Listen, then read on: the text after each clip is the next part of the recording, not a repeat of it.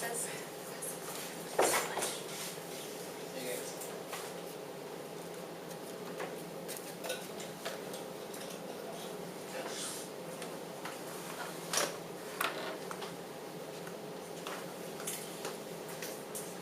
So, first thing we're going to do is that I want to invite everyone to close their eyes. Sit comfortably, we're just going to be here for a moment. And I want to just take a second. This isn't the first time, obviously, you guys are doing this. We're just going to take a moment to tune in, be present a little. Obviously, everyone's coming from a different place. Some of you are coming from recess or lunch. Some of you are coming from science. Some of you spent 2 days in shul, maybe in deep self-reflection. Some of you are coming from the beach. Some of you have basketball practice, and play practice, and homework, and reports, and so many things that have nothing to do with being in this classroom right now. So let's just take a moment to put all those things aside.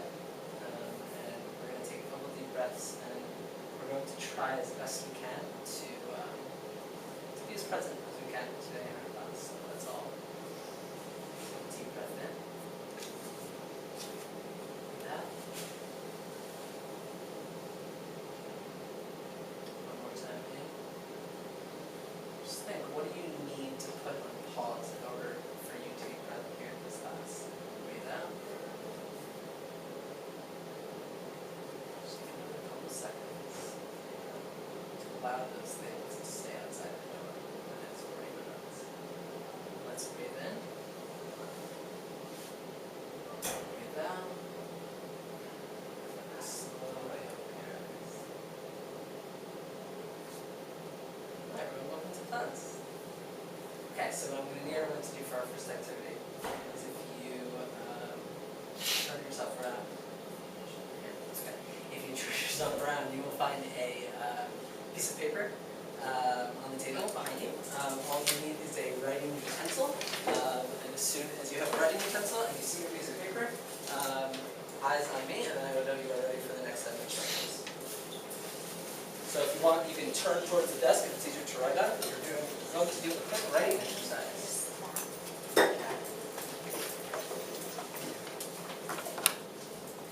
Waiting for all eyes on me to show me that you're ready.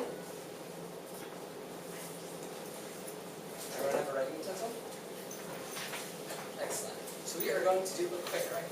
Okay, you guys have 2 minutes to write a story about a time when you received a gift as a child. That's it. That's the question. 2 minutes. Go for it. No clarifying questions. That's it. But however you want to understand that. A time when you received a gift as a child.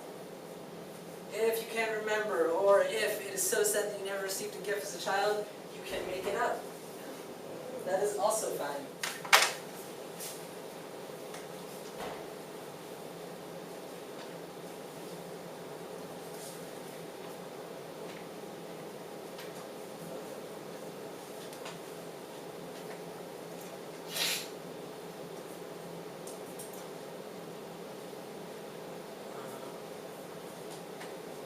To invite you guys to keep writing during this time. Even if you think you've said everything you want to say, look it over again. See what details aren't there that you think are important that you want to put in. See what you might want to take out. But let's keep pen to paper for the next couple minutes.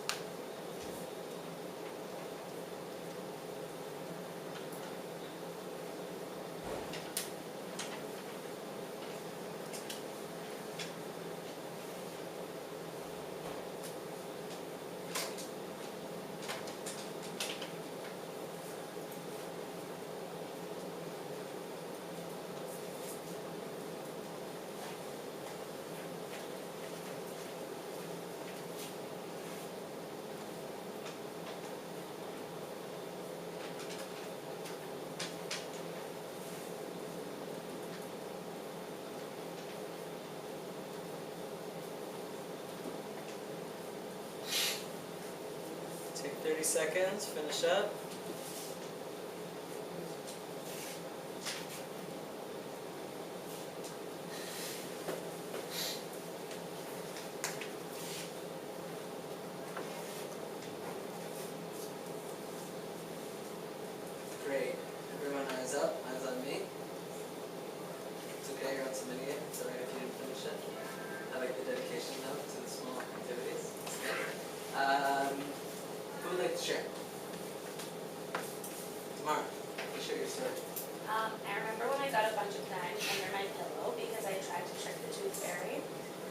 get a loony or a toonie for real teeth, but I still got some bags.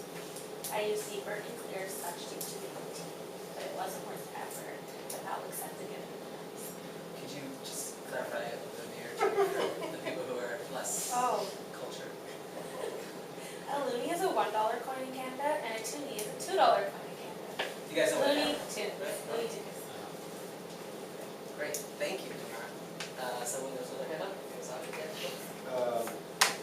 So when I was in second grade, I was sucking my thumb. And in order to stop, my parents bought me a ping pong table because it was cheaper than braces. So that worked. A ping pong table? It's cheaper than braces? We should start playing with thumb. They said if you stop sucking your thumb for 1 month, we'll buy you a ping pong table. And that was the last time I felt sucked like my thumb. playing ping pong stops you from putting your thumb down. No, I gotcha. Do we have one more share? No? Yes. One time, a very distant family member who I hadn't seen in a long time was in town for my birthday and gave me a biography of the NSYNC members. And in book form, and it's just kind of a moment of like, well, this is a little painful because we really don't know each other, and sometimes gifts, I think, really highlight like a disconnect that exists in a relationship in a way that is sort of painful.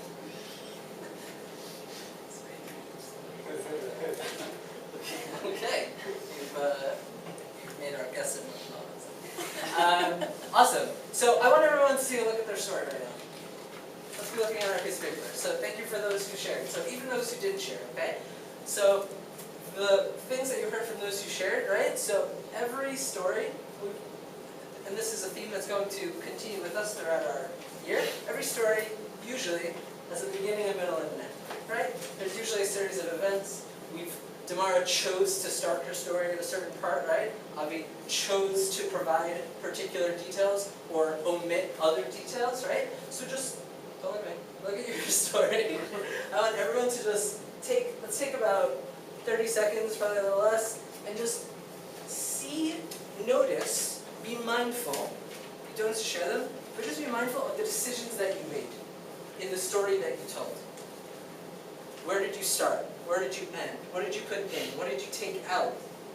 What story did you form because of the decisions that you made? Okay, so this is something, so just be mindful of those. Keep that somewhere in the back of your head. We're going to revisit it. It's going to come up in our study of Tanakh throughout the year. Okay? Great. Excellent. Thank you, guys. Great.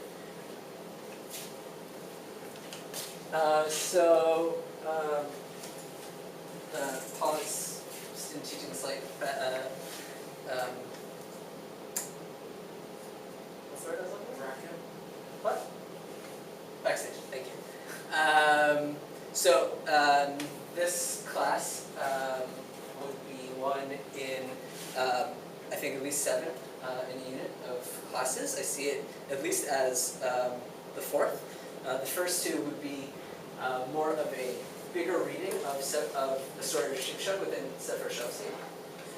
That would be working more on text skills, as you see. And then eventually into class 3, where we would start looking closer and seeing about how we can find themes and grouping psukim into themes. So, and that brings us into class 4 of the unit, which would be this class.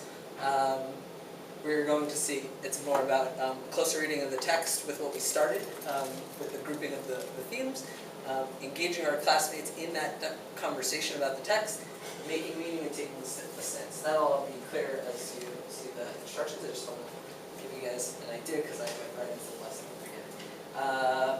In terms of school and grade, I'd love to hear at the end, but I think this is applicable in all grades. I think it simply will have like a different level of immersion, right? I really think it can happen in like 2nd and 3rd, and I definitely think it can happen in 12th. Just a different conversation. In terms of type of school, I don't think it matters. Again, I'd be curious to know what you guys think. Great. Great.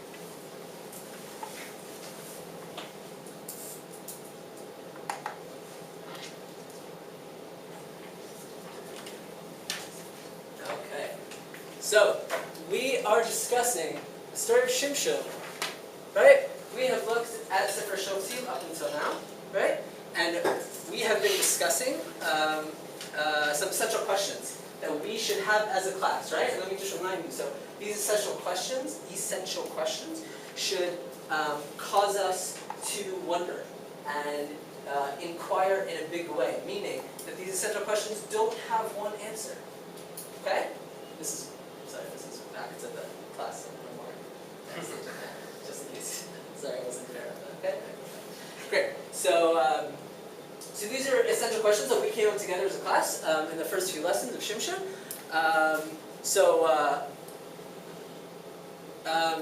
So what can we understand about Shimshon as a person, as a leader based on the text?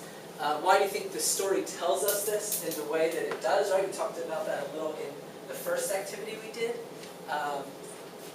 Why does the text want us to know the story? How important is Shimshon for our understanding of Sefer Shoftim? I'm not going to read them all out, but can you guys all see them where you are? So these are essential questions that we discussed as a class that would be important for us to ask in order to get a better understanding of Shimshon. And I was wondering if there's anything, for the time being, that you guys want to add to this. If there is a question that you feel is really important that as a class we should definitely ask in order to make sure we get a greater understanding of our story. It's okay if you don't have anything. That's why we came up with them together in the previous stuff. Good? Do we have anything? I see some wheels turning. Okay. Okay, so we're going to move on to our next activity. Great. So you guys remember last class how we started doing groupings of psukim in order to identify themes? Of course you remember we did that last class, Yes. right? And some of the things that you guys came up with, and I hope you guys have a really hard time seeing that was funny 10. So some of the themes that we came up with, Adam, can you read us the list here? Can't see anything. I will read it. Nizirut, right? Being a Nazir. Great. Next. Physical strength, family, and relationships with his Relationship with God God. and relationship with the Plishtim. Okay, so these are all themes that we came up with as we grouped the psukim together in order to better understand our text. So what I did, and what we are all going to do now, is we are going to continue that conversation. I've taken a few of the themes, a few of the groupings that you guys gave me from last class, and I've put them up on pieces of paper. There's one here, there's one over there, and one behind our guest over there on the back wall. So when I say, everyone is invited to stand up and travel between these three pieces of paper. On it you will find groupings by theme. One of them, Joni, can you see behind you? What does the top of that paper say? What's the theme there? As was straight in his eyes. Great. So that's actually one that I added, which you guys will see when you go over there. That is a theme that I added. But here we have Nizirut, and over here, you know what's that one behind you? Physical strength. Great. So when you get there, you will see that there are instructions on how to proceed. I'm going to tell you as well. So there are psukim there, grouped by theme. And you are going to individually and together, meaning that everyone is invited to travel freely from paper to paper, okay? To look at the psukim and to answer the questions that are after it. You do not have to answer every question. If a certain question you feel like there's something you have to say about it, please answer it. Don't force yourself. This is not busy work, okay?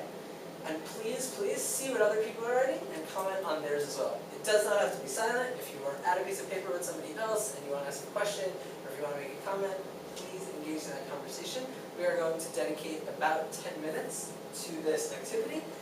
You're all going to use pens. I also have colored pencils here. Colored pencils. So if anybody wants a colored pencil, it is here. And yeah, go to it, guys.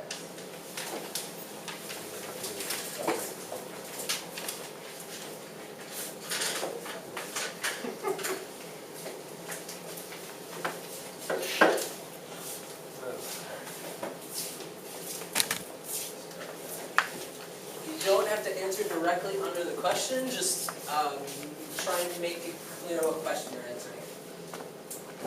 This time I will know that I should number them.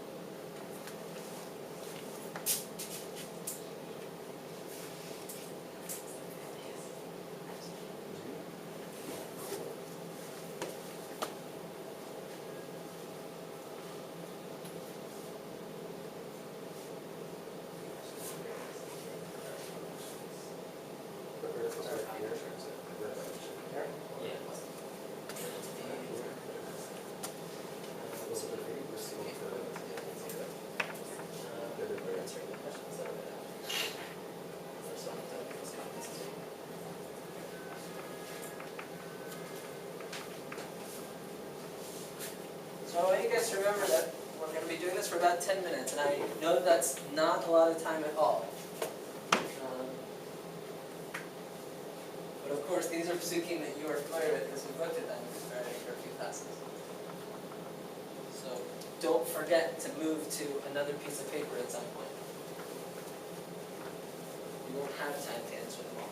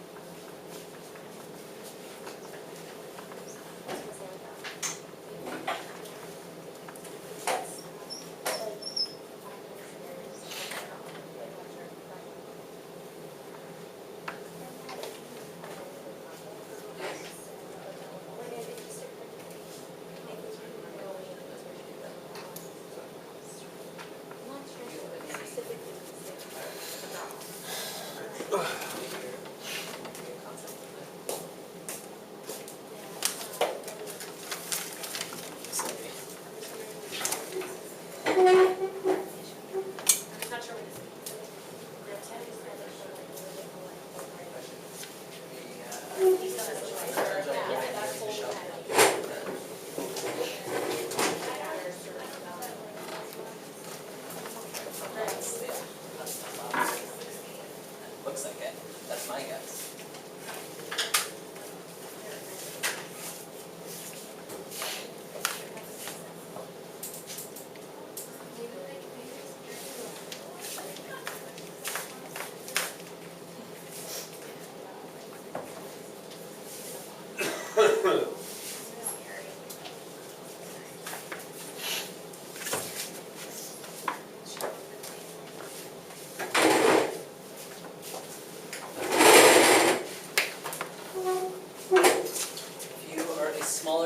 Don't let those tall people muscle you out of the activity. Just sneak right in there.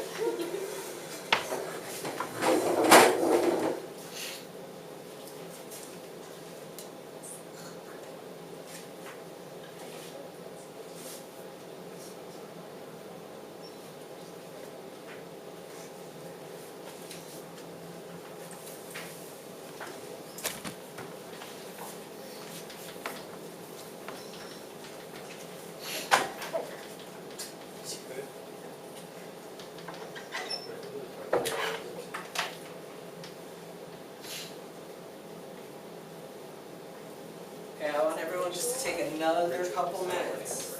Just 2 more minutes. Look quick over the psukim, over the questions, see if there's something. Make sure you are answering at least a couple of things. I want to make sure everyone's writing.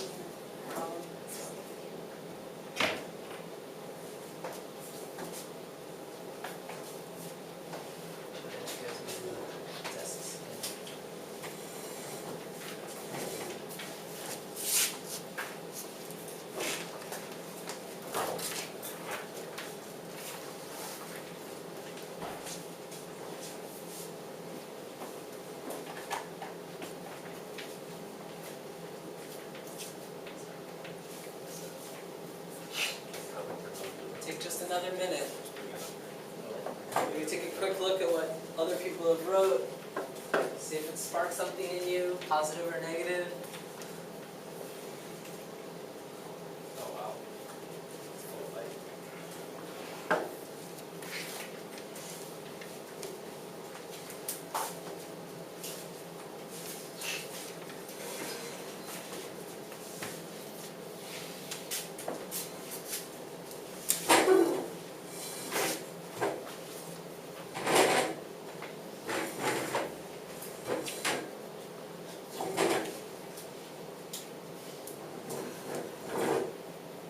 Can everyone start making their way back to their seats, please?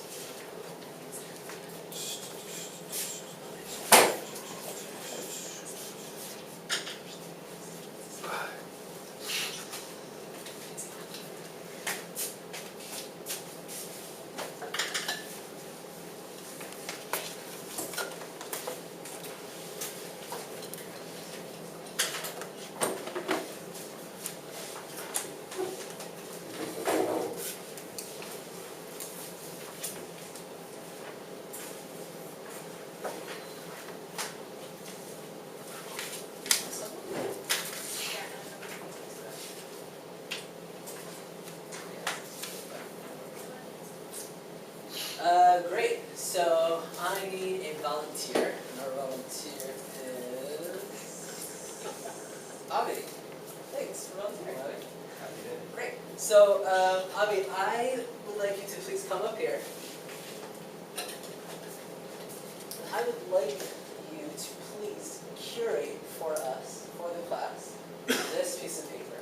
Meaning I would like you to both guide us in what this is about, as well as highlight some of the things. Does that make sense? Yeah. So if you can lay out for us what the theme is, mention the gist of Psukim, maybe a couple questions, and let's hear what people have to say. Okay, so we had to read the, sorry, that's what people are supposed to do, is that not necessary? Don't worry about the Okay. directions. So, an angel of God came to a woman and said to her, you're barren, and you have no children, but you will have a son. And he told her, do not drink wine, don't get intoxicated, or eat anything that is unclean, tameh. He said, you are now pregnant, and your son will not, a razor won't touch his head. He is considered a Nazir of God. Great. So we're setting up. Sorry. So we're setting up Psukim for Nazir, right? Right. In our sefer, which is at the beginning, of course. Okay. So what were some of the questions we had? Okay. What does it mean to be a Nazir? Okay. So someone wrote to be consecrated to God with particular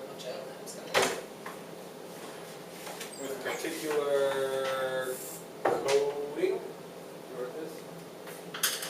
It's okay. It's anonymous at the moment. It's Okay. And someone wrote to be set aside from normal people, which someone replied and said, what's normal? Should we go and read what other people wrote? Yeah. Okay. Someone who avoids certain rituals and acts. Nazir seems to be someone who lives a life of discipline, no drink, no haircut. And someone replied, but he's not totally disciplined, right? Ironic. I'll skip to the next question. How important is that we know that Shimshon is Nazir? Well, he's the major plot point. Knowing Shimshon Nazir who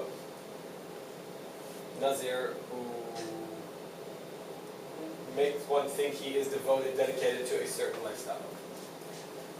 It's valuable for a shofet. Okay.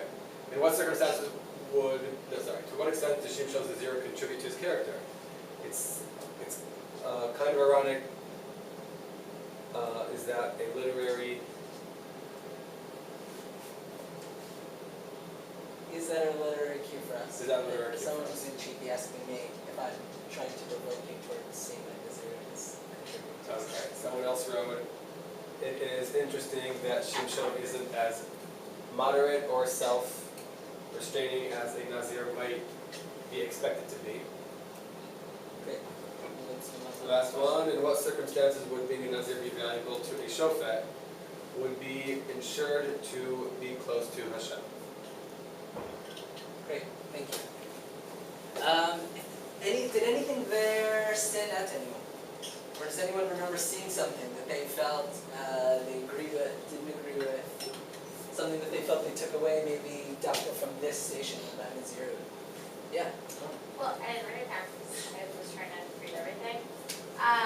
But if you just read those, even you don't have like any context, you might think that being a Nazir also makes you strong. Is something that I Sure. that makes you strong. Like,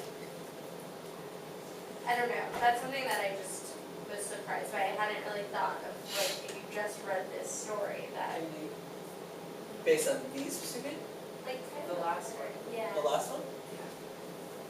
Where was it? My hair. Oh, true. What That does it is say? true. That's a giveaway, definitely. It says, if my hair were to be cut, my strength would leave me and I should become weak. Yes. I don't know, that's not so exact, I mean, what, yeah, that's just something that I came away thinking like, oh, but, I think the irony that's pointed out is like a really big theme that Rena said, you know, you think that these things would, in a way, like, they'll put you in a state to be a great shofet because you have discipline, but because there's all these things you can't do, and then everyone else pointed out, but we know that, wasn't really so disciplined in other areas of his life. So what does that say? What does that mean Yeah. to be a Nazir, like practically? Is it great? Excellent. So let's move our attention to this one. So I'm going to curate this one. So this was the one that I had. That's why I want to curate this one. So I hope you guys understood what I was trying to do is bring here a parallel with language between a part in our story and the pasuk at the very, very end of Sefer Shoftim that we will get to eventually. Sorry about the spoiler alert, guys. So in our pasuk, it says that he wanted to take a Philistine woman as a wife. And when his parents protest, his answer was, Kachli kihi shara be'enai. Take her. He's talking to his parents, take her because she is the one that is pleasing to me. She is the one that is straight in my eyes. And at the very end of Sefer Shoftim, we have a pasuk that's Be'amim ahem in Melech B'Yisrael ish hayashar be'einav yaseh. Every man did as he pleased. That is the traditional understanding of the pasuk. Every man did what was straight in his eyes. So yes, obviously, I'm trying to show you that there is a parallelism. So I asked you guys how important that parallelism was. Somebody said it's not an accident, it is an editorial comment, a clue on Shimshon's behavior. Interesting. In what circumstances would it be alright for everyone to do Yashar Be'einav? Never. For matters of taste, small issues with no real consequence. Anyone want to own up to that comment? Yes. Can you expand a little bit? Yeah, I mean, if it's a matter of I want to eat this cake is what is pleasing to my taste buds, then I think that's a time when we do what is yashar in your own eyes. And I would say it's something that has no consequence, it's not necessarily a bad thing. Great. Excellent. And who wrote never? That was for question number 3. Correct. Yeah, that's what mine. As is done. Remember what the question was? In what circumstances would it be alright for everyone to do as is Yashar Be'einav? Yeah. So how would you, so you writing never, how would Yes. you respond to your Sure. I think Yishashar by now means chaos, meaning everyone does whatever the heck they want, and I can't do whatever I want. Because if he sees fitting to steal my cattle, and we're okay with that as society, then there's something wrong with our society. Interesting. What if it's his cake? Well, then that's stealing, so that has a consequence. But there has to be some. Yishashar enough. There has to be some leeway for personal taste and personal choice. Great. So this type of parallel phrasing is going to come up again in our text.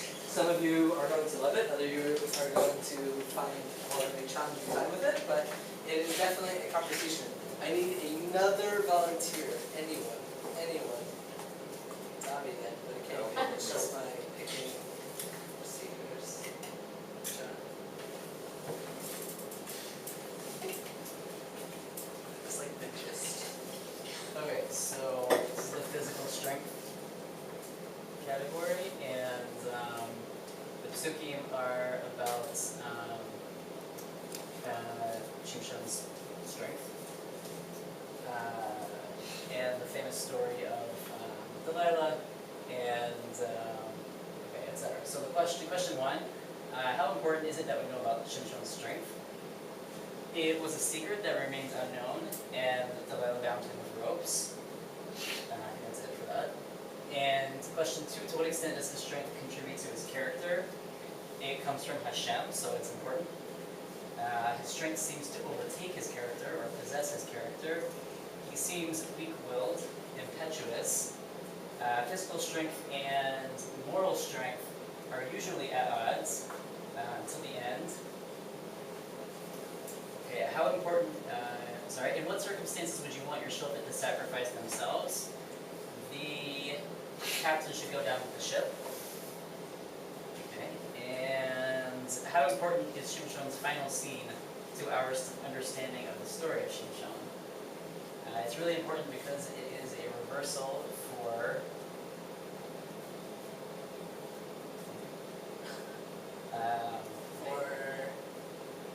Was it for him? For him. He was strong, but now he has to request strength. What's the story actually about? Not so sure, so not sure it's important.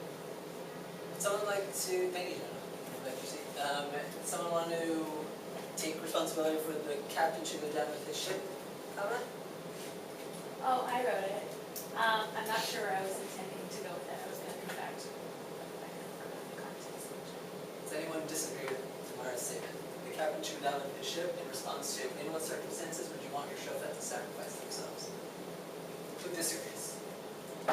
No one. No one disagrees.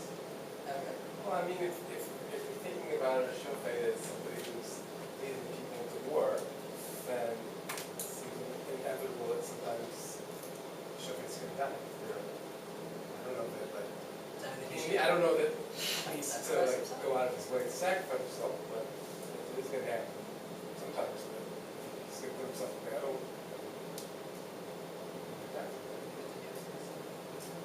I think if it's a leader of the people, on the one hand, you want to know that the leader is going to sacrifice, like, if that sacrifice themselves, I think potentially to save more people. But on the other hand, when you lose that leader, then what does that mean for, like, the community that they've set up? I think there's two sides way. Do they serve their cause better by sacrificing themselves or not? Great, that's a great question we need to ask ourselves. Great, awesome, thank you. Great, everyone up on their feet. Okay, so now we need to take a stance. We need to have an opinion on something, and that's hard sometimes to do. Our first question is,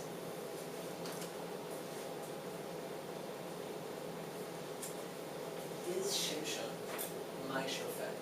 Is Shimshon someone who I would want as my shofet? Right? This is how this is going to work. This side is yes, that door is no, and the spectrum is in between. Go find your place. So which side is yes, side no? The opposite of the door is yes. This side, all the way over here in the corner, is Shimshon is my shofet. I would like Shimshon as my shofet. Are you all in the corner? We're out the door. Or you're purposefully a few steps away? You're all the way. Tell me why you're all the way. He's self-absorbed.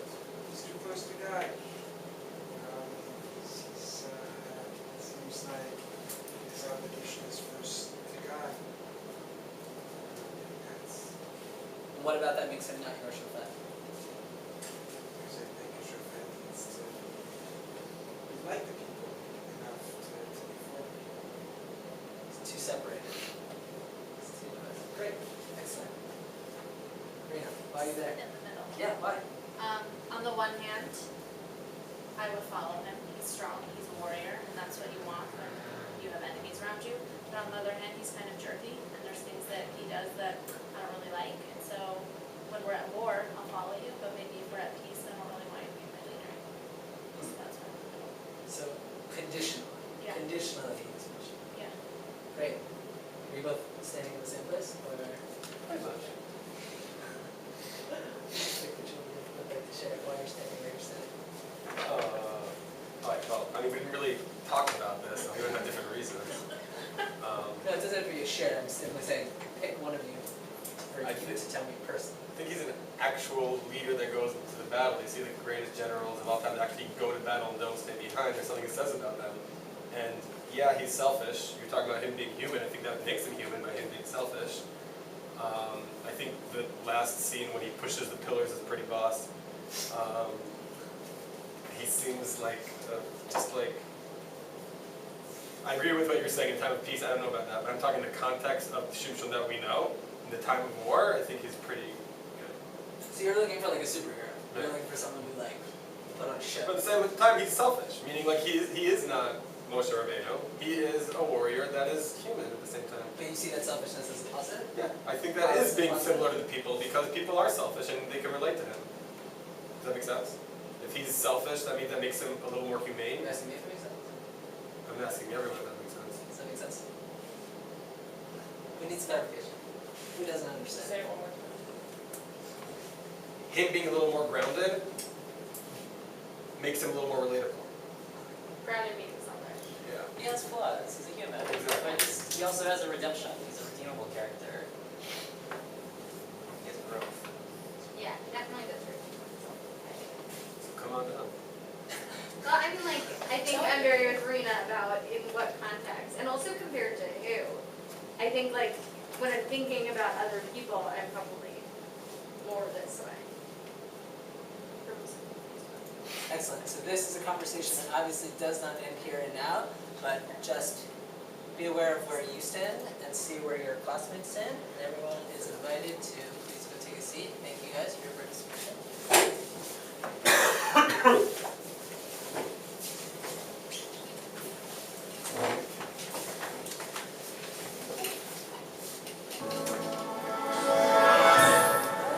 He's not my hero because he's brave or strong, or because he killed a lion with his bare hands and fought off thousands of soldiers. He's my hero because he's my son.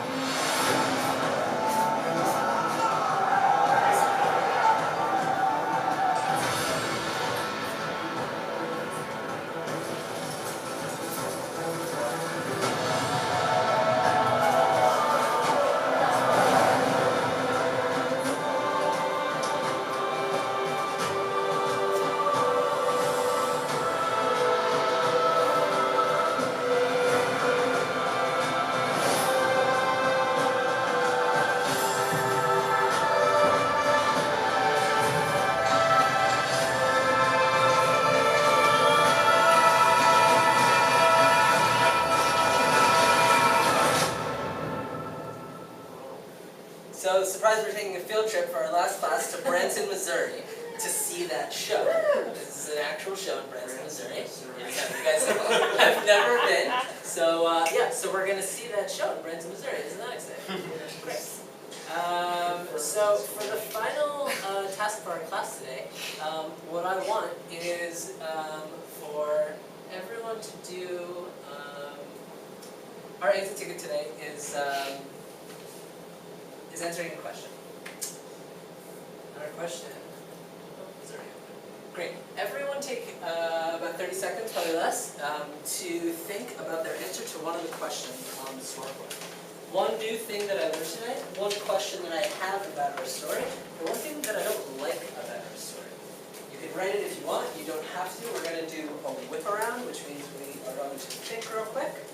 Only about 30 seconds, already it's down to 15 because I've been talking. And we are going to go around, and everyone is going to answer one question. Just one question. One of those questions. Make sense? That make sense? Yes? 10 more seconds? answer? There's no wrong answer? Michelle, go for it. Did Chimchon think his riddle was fair? Chimchon think his riddle was fair. Rena.